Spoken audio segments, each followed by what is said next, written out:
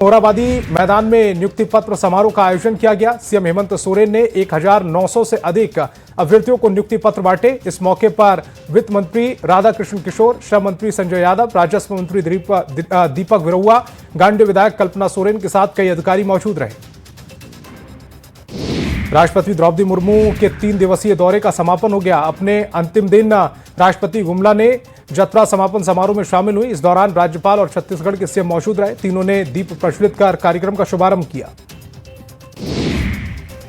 बिहार सरकार के सहकारिता मंत्री प्रमोद चंद्रवंशी ने बड़ा बयान दिया। उन्होंने कहा कि बिहार में बंद चीनी मिल जल्द खोलेगी, जिस पर सहकारिता विभाग काम कर रहा है। चीनी मिल के साथ ही सभी बंद उद्योग भी खोले जाएंगे।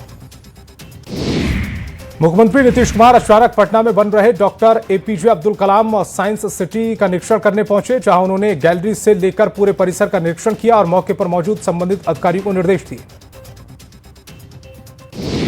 देवघर में जेएससीए सचिव सौरभ तिवारी बाबा वैद्यनाथ धाम पहुंचे। इस दौरान उन्होंने सैयद मुश्ताक अली ट्रॉफी में झारखंड की जीत पर आशीर्वाद लिया। जिले में क्रिकेट स्टेडियम के जल्द निर्माण की बात कही।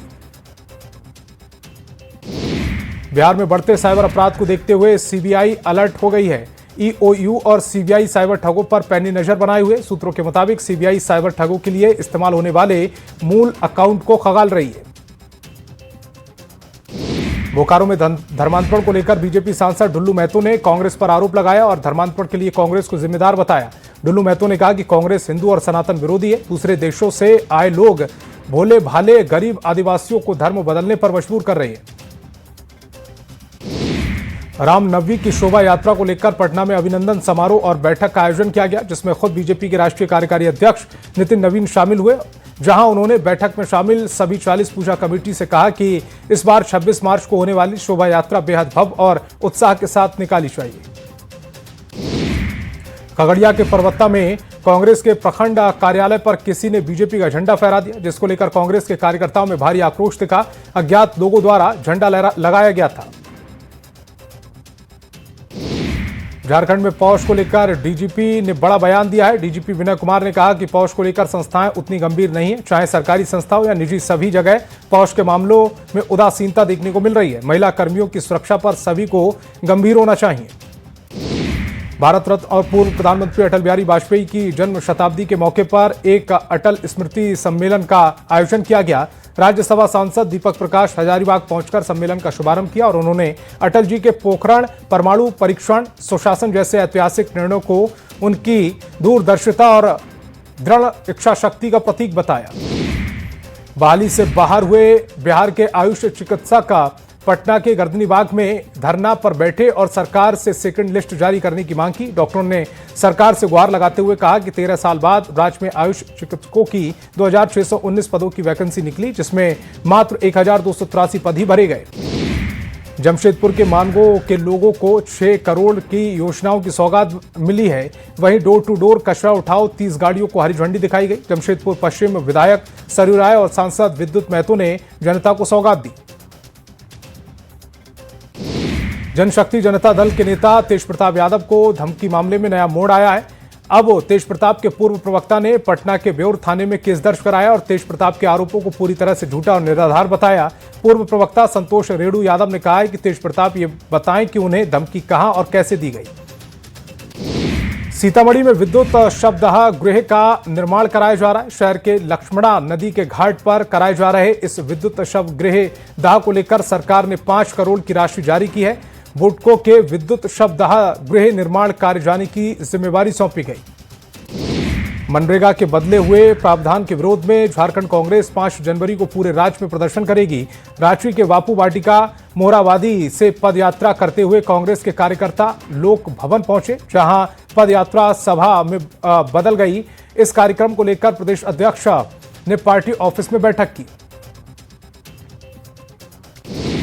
खगड़िया जिला प्रशासन के निर्देश पर गोगरी बाजार में अतिक्रमण हटाओ अभियान चलाया गया। इस दौरान सरकारी संपत्ति पर किए गए अवैध निर्माणों को बुलडोजर और जेसीबी की मदद से ध्वस्त किया गया। प्रशासन की इस कार्रवाई में आम लोगों को यातायात जाम से राहत मिलने की उम्मीद है। अतिक्रमण में रिम्स परिसर में अतिक्रमण हटाओ अभियान चलाया गया। इस दौरान प्रशासन ने कैलाश कोठी के मालिक को रिम्स प्रबंधन ने नोटिस भेजा। निर्माण तोड़ने के लिए 72 घंटे का समय दिया। नए साल को लेकर कटिहार के लोग उत्साहित हैं, लेकिन वन विभाग की तरफ से की गई व्यवस्था उन्हें मायूस कर रही है। ध्रुव कुंडू उद्योग में इस साल से 3 फव्वारा बंद पड़े हैं। बच्चों के लिए बने खेलकूद की जगह भी जर्जर होती है। औरंगाबाद में धान की अच्छी पैदावार होने के बावजूद अधिप्राप्ति का लक्ष्य काफी कम रखा गया है, जिसके कारण जिले के पैक्स और व्यापार मंडल अधीक्षकों के सामने खरीदारी की समस्या आ रही, जिनका कहना है कि जिले में इस बार कुल 60,000 मैट्रिक धान का उत्पादन हुआ है। अररिया का बायोडायवर्सिटी पार्क नए साल के जश्न के लिए पूरी तरह तैयार है। वन विभाग ने नए साल की पूरी तैयारी कर ली है। साल के पहले दिन यहां करीब 50,000 सैलानियों के आने की उम्मीद है। सासाराम के शहरी क्षेत्र के कई इलाकों में अभी भी बुनियादी सुविधाओं का अभाव है। फारूकगंज सराय मोहल्ले में ज्यादातर अल्पसंख्यक समुदाय के लोग रहते हैं, लेकिन इस मोहल्ले में लोगों को पीने का शुद्ध पानी नहीं मिल पा रहा।